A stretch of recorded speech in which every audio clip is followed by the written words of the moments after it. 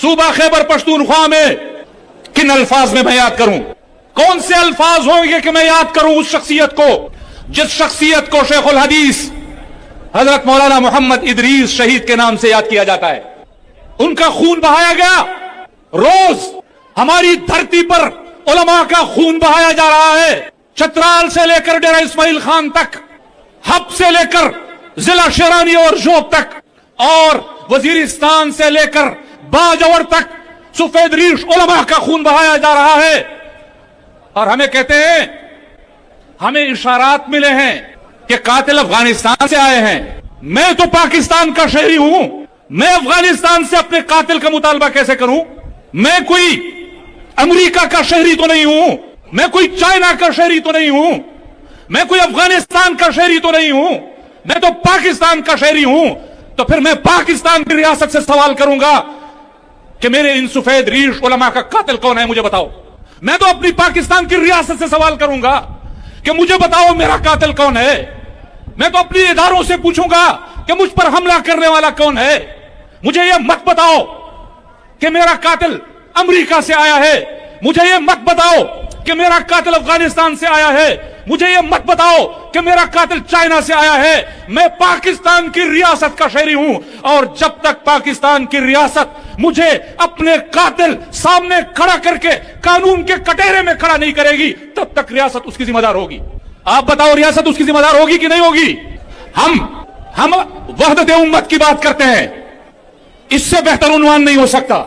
लेकिन आप मेरी रियासत का रवैया देखिए, आप मेरी हुकूमत का रवैया देखिए। मेरा शेखुल हदीस, सफेद रीश शेखुल हदीस, सफेद दाढ़ी के साथ खून के लहू में तरबतर, वो 4 सड़क के रोडों पे पड़ा हुआ है। मेरे बन्नू में पुलिस और एफसी के जवान वो थाने के मलबे तले दबे हुए हैं। मेरे लक्की मरवत में, नौरंग के बाजार में आम आवाम वो दहशतगर्दी का शिकार हैं। और मेरे हुक्मरान इस्लामाबाद में, मेरे हुक्मरान लाहौर में 9 मई का जश्न मना रहे हैं। ऐसी होती है रियासत। वो जो कहते हैं रियासत मां की तरह होती है, ऐसी मां होती है कि उसका एक बेटा खून में तरबतर, उसके बेटे, उसके जवान मलबों तले दबे हुए, और उसी रियासत, उसी मां का एक और बेटा वो इस्लामाबाद और लाहौर की सड़कों पर जश्न मनाए। आप बताओ, ऐसी रियासत को मां कहा जा सकता है? और फिर कहते हैं जो हम कहते हैं उसको मानो। महंगाई ने यह हालत कर दी है कि पूरी दुनिया में इस जंग से मुतासर होने वालों की तादाद सबके सामने है। उसी मार्केट से बांग्लादेश तेल लेता है, उसी मार्केट से इंडिया तेल लेता है, और उसी मार्केट से पाकिस्तान तेल लेता है। इंडिया ने इस जंग के बाद 1% भी तेल का इजाफा नहीं किया। बांग्लादेश ने सिर्फ 16% इजाफा किया है, और उसी मार्केट से तेल लेने वाली पाकिस्तान की, इस इस्लामी जमहूरिया पाकिस्तान की हुकूमत ने 62% तेल की कीमतों में इजाफा किया। फिर भी कहते हैं रियासत मां की जैसी होती है।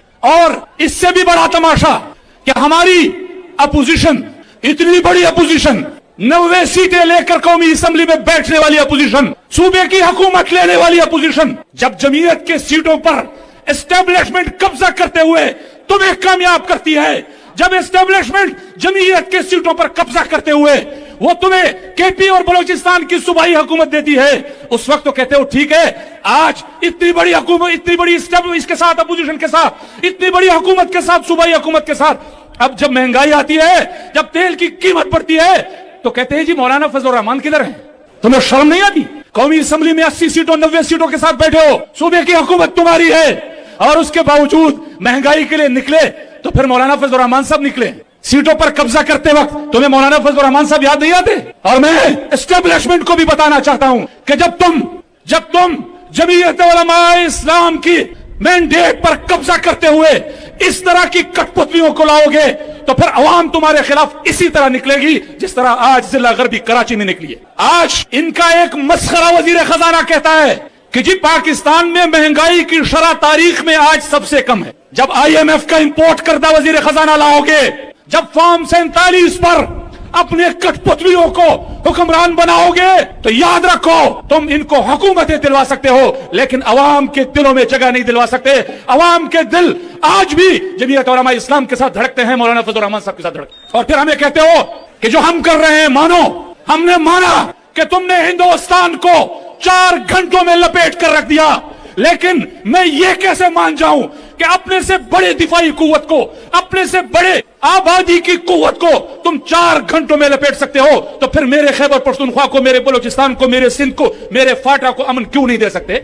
जुल्मतें शब है फैली हुई चारजू, और तुम बसिद हो मैं इसको सवेरा कहूं। मैं जब अंधा नहीं हूं तो इसके सिवा और चारा है क्या तुमको झूठा कहूं? रहनुमाई का परचम हाथ में लिए कारवां जो लूटे उसे क्या कहूं?